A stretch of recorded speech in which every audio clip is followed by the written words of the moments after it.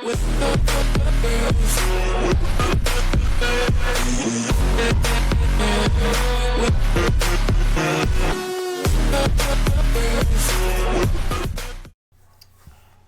right, welcome back to Sip the Taylor Films, and again, we're in draft season. The guy we're going to do today, you see him on the screen right now. It's Jeudy, and if you watch any college football, you kind of know who this guy is already. He was part of a loaded group of receivers, all which you're probably going to see in the NFL. And I think on that team they have two number one receivers and two solid number two receivers as far as like when they go to the NFL, what the roles they'll have for their respective NFL team. But today is Jerry Jeudy's day, and I haven't watched a great deal of the receivers, but he's one of the best route runners that I've seen so far, just casually watching college football on Saturdays. He's one of the best route runners I've seen. He has the ability to start and stop like a small guy, and I don't think he's a small man. He's a 6'1", almost 200 pounds. And he can start and stop like a 5'4", 5'5", 130-pound kid. So with that skill set, that God-given talent, because there's nothing you can do to coach that. There's no drills. Maybe you can enhance it with drills, but you can't coach that. With that talent, that speed, he's a South Florida guy from Deerfield Beach. Blessed. And he, imagine if he didn't play on a team with so many other good receivers. Imagine if he was like the guy for a team and they had like some complimentary guys. This dude probably could push 1,800 yards, probably could push 2,000 yards. But he finished with over 1,000 yards on top of that with the other three good receivers they have on the team. But let's get into the film on Jerry Jeudy from the University of Alabama.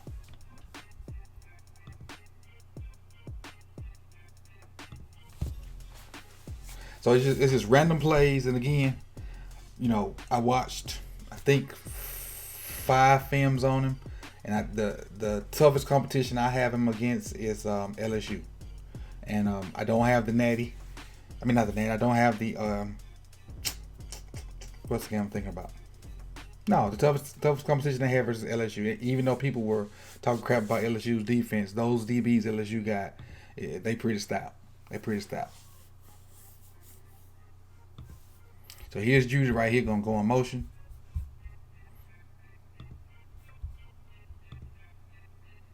And he understands leverage. So I'll let it play, and then I'll kind of come back and talk about it. Nice let out route. Now let's bag it up. And what I mean by understanding leverage is, he knows he's running the out route. So what he's going to do is and this guy has outside leverage on him. You see, Jeudy is on the hash. This dude's kind of at the top of the hash. Maybe we got that right foot on the hash. So he's going to work this guy inside. Sit down in his route, get his hips turned, and then spin it back outside. And watch how much space he has, because this guy's going to run his guy off. Work him inside. Already inside the hash. Work him toward the middle. Now sit down in it. Now what I wish I had zoomed in on is the break point. Right. One more step. Right there. All this stuff is level. His knees, his toes, his shoulders, they all on top of each other. They all right there in one. If I could draw a line, it'd be one line. Shoulders, knees, toes. Wipe me down. Like Boosie. And now look at all the room he has. He has from the hash to the sideline for Tua to throw the ball. And then he still didn't get a great ball. But he made a good catch because he got hands. He got hands on top of routes. Dude's probably the best route runner in college. Now, another trait right here is finding spots in the zone. So LSU's going to play a zone defense. He's going to sit it down between this linebacker and another guy.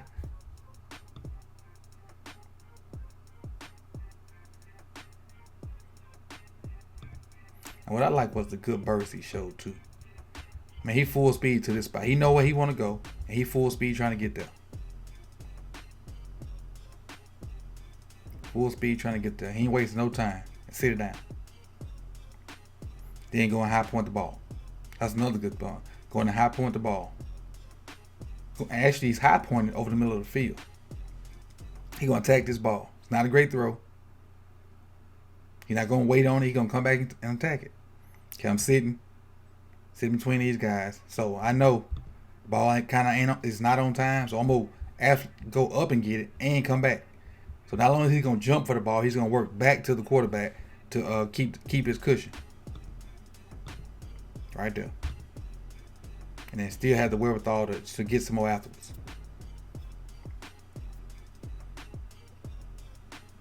That's him going in motion again right here. This is getting in and out of breaks. This is one trait you have to have as a receiver. You got to be able to stop and start and do it quickly.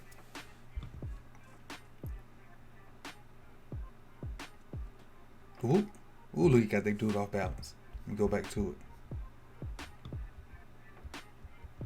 He's the top receiver right here. Now he's going to work inside like he did on the other guy. He's going to stick his foot in the ground so hard, so fast toward the middle of the field, and then stick the other foot and go out. That this guy going to almost fall. One, boom. He off balance. He trying to reach. He got to put his hand on the ground just to keep from falling. Now he didn't get that ball. That's a great route. He didn't get that ball, but that's a great route. When you watch film, it ain't all about them getting the ball. You got to see the different stuff they do in and out, when they not getting it, when they just trying to fake guys out, or when they just actually just working on stuff and they know they're not getting the ball. Another getting in and out of breaks. This is kind of his little go-to move. Let me let it play. Especially when he got guys outside leverage on him, or they're the leverage that he wants to break on. That's a nice little. He kind of, and he don't run full speed on this. He sets him up. He kind of slow plays toward the middle of the field. As soon as this guy kind of attacks it, stick that foot in the ground and go. He changed directions so fast. Boom. And look at it, still in line. Still that plant foot, his knee, his shoulders right there.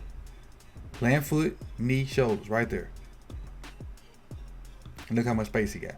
He got all this to receive a good ball and get upfield. Which is that's what he does. Alright, tools in the toolbox. And what this means is, don't use the same release all the time. Don't. On this one, you're going to see a little hesitation move. Let me go ahead and play it. Got to have a bunch of releases. You got to.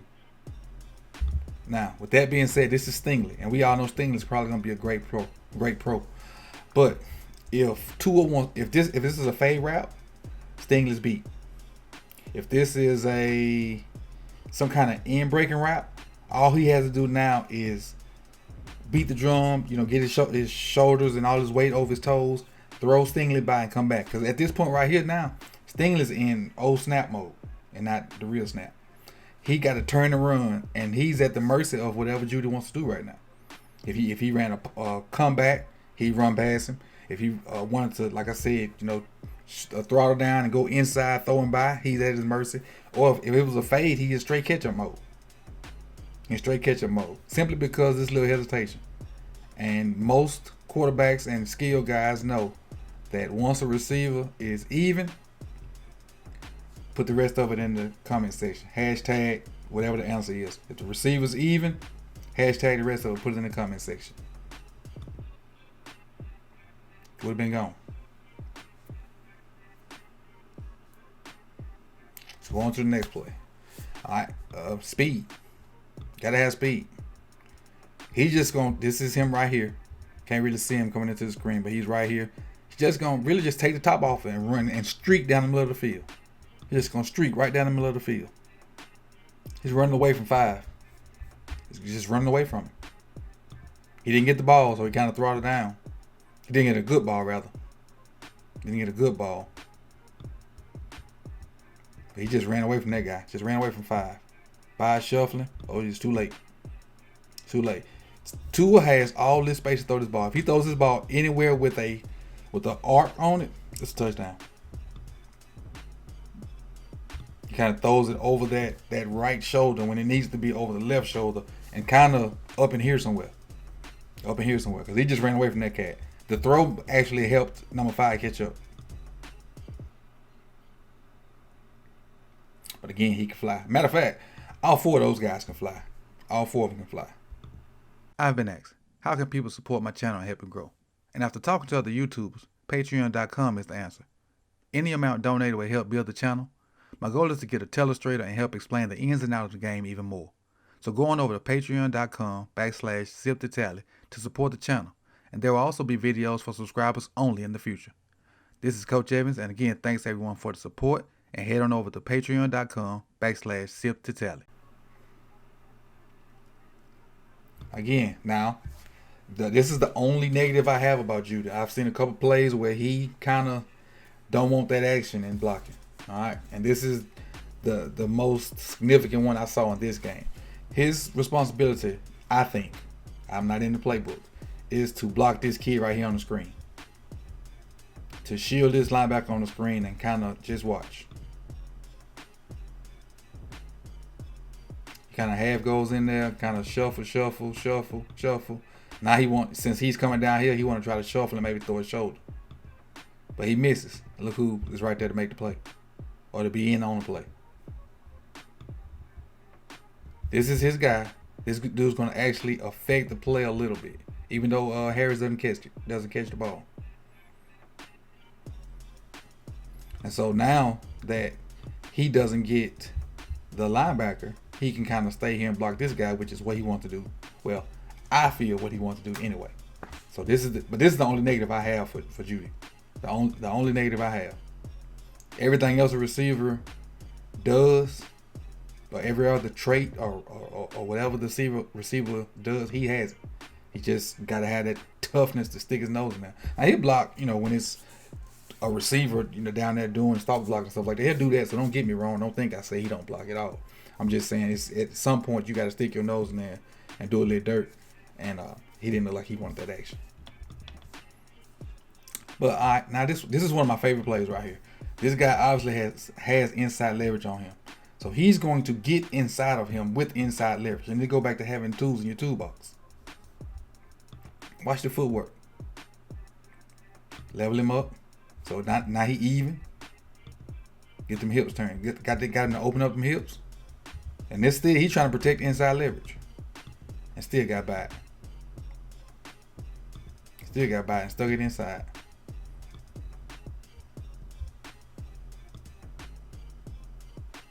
Soft quickness. Not the greatest of movements.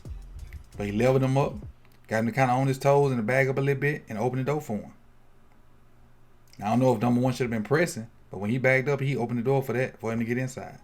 So now you got to, once he got inside, now he got to stem him. So he can try to keep him on the path he wants to. You got to push him back outside some to stick him and go inside.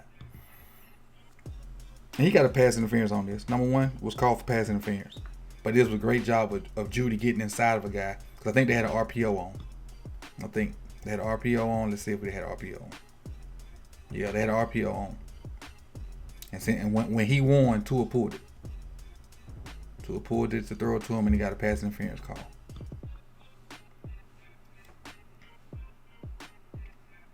Just still having more things in your toolbox.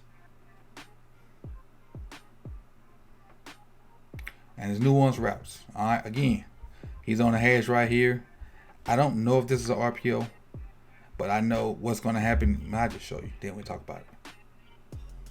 This is Jeudy right here. All right. So what Jeudy knows is whatever the play call is. Get back to the beginning.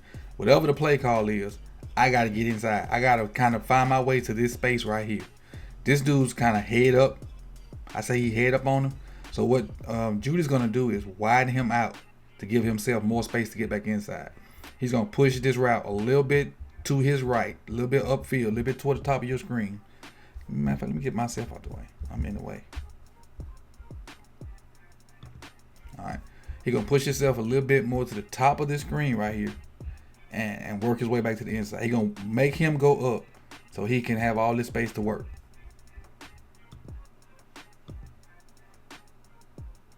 So I worked him out and got him off the hash. Got him a little bit, maybe 2 or 3 steps off the hash, and now he has all this room in here to work. All that room in there to work with nobody. There's nobody else in here. He has all that room to work, which is good. Because you can do that.